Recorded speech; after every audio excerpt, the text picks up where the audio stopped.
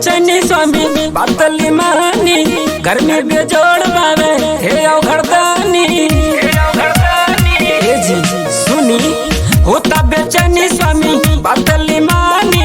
गर्मी बेजोड़ बावे हे औघड़दानी जान हमर जाता भांग ना पिसाता सुखवा के होता बर्बादी स्वामी जी कूलर मंगा दी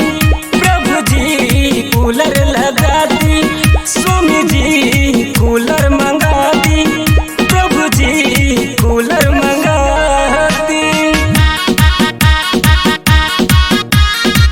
प्रभु जी कूलर मंगा दी स्वामी जी कूलर मंगा दी। म्यूजिक बाय प्रदीप राज।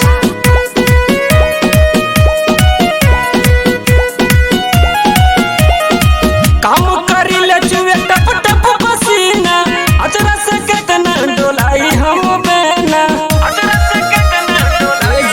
सुने काम करी ले चुए टप टप पसीना अजरा से केतना डोलाई हम बेना नैहर से आईनी छोड़ी के सुखवा नैहर से आईनी छोड़ी के सुखवा दुखवा से पीछा छोड़ा दी स्वामी जी कूलर मंगा दी प्रभु जी कूलर मंगा दी स्वामी जी कूलर मंगा दी प्रभु जी कूलर मंगा दी कूलर मंगा दी कूलर मंगा दी प्रभु जी कूलर मंगा दी तनिको न बाबा भूतन के फिकिरिया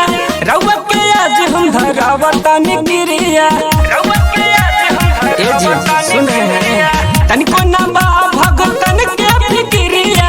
रउआ पे आज हम धरावा तनी गिरिया राहुल अविनाश के तूरी नयास के अजित अविनाश के तूरी नयास के भूल चुक भइल बुरा दी स्वामी जी कूलर